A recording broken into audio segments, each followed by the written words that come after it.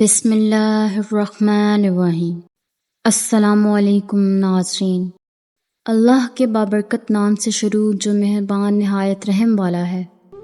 آپ کی بے چینی کی ایک وجہ یہ بھی ہو سکتی ہے کہ آپ نے کسی کا سکون چھین لیا ہو۔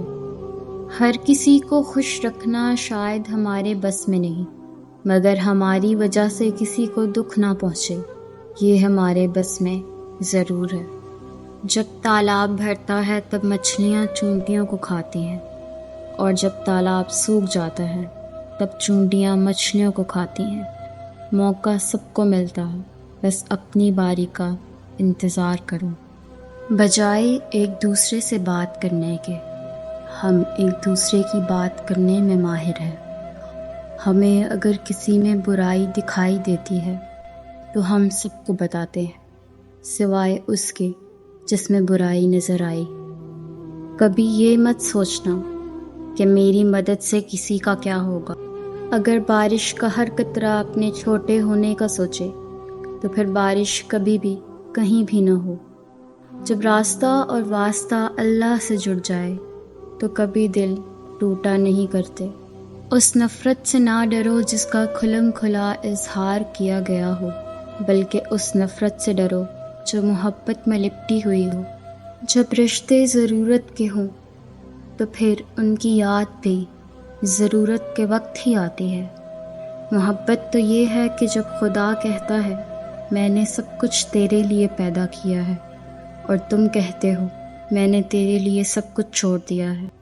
کسی مکمل شخص کی تلاش میں زندگی کا سفر کرنے سے بہتر ہے کسی ادھورے انسان کو اپنے ساتھ مکمل کر دے۔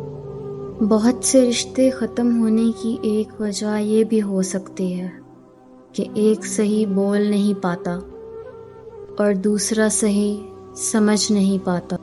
اگر آپ ہر وقت ناراض یا شکایت کرتے رہتے ہیں تو لوگوں کے پاس آپ کے لیے وقت نہیں ہوگا۔ لوگوں کی منافقت اور مٹھاس مت دیکھو، عمل دیکھو۔ جب تم کسی شخص کو اس کی دولت کی وجہ سے عزت دینے لگو تو یاد رکھنا تم ایمان گوا چکے ہو۔